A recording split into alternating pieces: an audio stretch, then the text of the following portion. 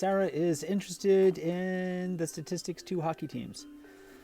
Team 1 is the Shoreham Stars. The box and whisker plot shown below, actually shown on the right, represents the weights of the players. We have a box and whisker plots of the players' weight, information on the weights of the 12 players from the Riverside Rockets. She is missing 3 of the players' weights. She has the following weights in pounds for 9 of the 12 Riverside Rocket players. She's missing 3 of the weights, but she has all of this other information. She knows that the heaviest player from the River Rockets is 230 pounds. The maximum weight is 230. This is the maximum. The range, so that's maximum minus the minimum, is 55, but we're not sure that this is the minimum. We're sure this is the maximum. We know that 230, take away the minimum value, is 55. 230, take away 55, that's going to give me the minimum. 230, take away 55 is 175. 186 was not the lowest, 175 is. The median of the Riverside Rockets players' weights is equal to the third quartile of the Shoreham Stars. Quartile number 3 is 199. We know the middle value is going to be 199. Quartile 3 is 199.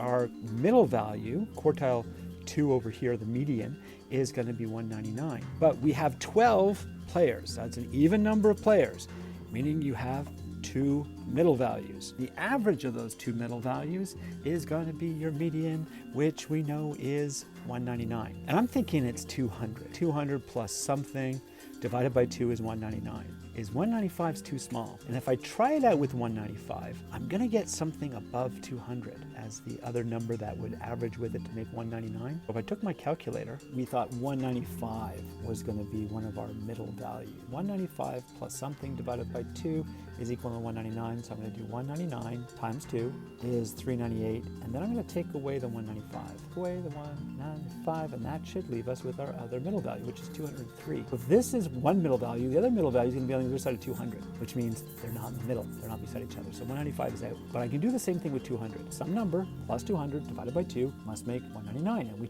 test it out. I want to get rid of this 2. I'm going to cross multiply the 2 into the 199. 2 times 199 is 398, and then I'm going to subtract 200 from both sides. So 200, 398, take away 200 is 198. The value is 198. It's going to be right here. Let's just fill it in there in red. Now we have 2 of our missing values. We're missing a third. We know that we're supposed to have 12 values. Notice in the second half, we have quartile 2 and quartile 2. These 2 numbers add up and then divided by 2 give us our actual quartile 2. From this number, from 200 to 230, notice I have 6 values. 1, 2, 3, 4, 5, 6. So I have half my values here. All of these values are the right values. My missing value is going to be down here somewhere, because notice I only have 5 of those. 1, 2, 3, 4, 5. From 200 to 230, I have 6 values. From 175 up to 198, I only have 5 values, so my missing value has got to be down here. We know that the interquartile range of both teams is the same. Interquartile range is quartile 3, take away quartile 1. We need to know what our quartile 3 is. We can figure out quartile 3. We know it's going to be the median